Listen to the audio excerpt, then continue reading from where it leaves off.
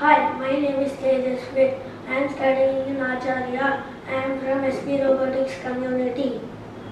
This is my foundation level project. Its name is Safe House.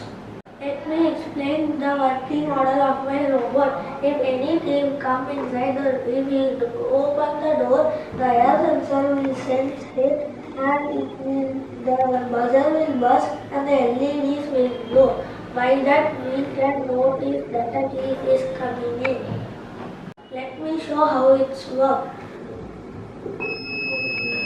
I open the door and the buzzer is buzzing and the LED is glowing.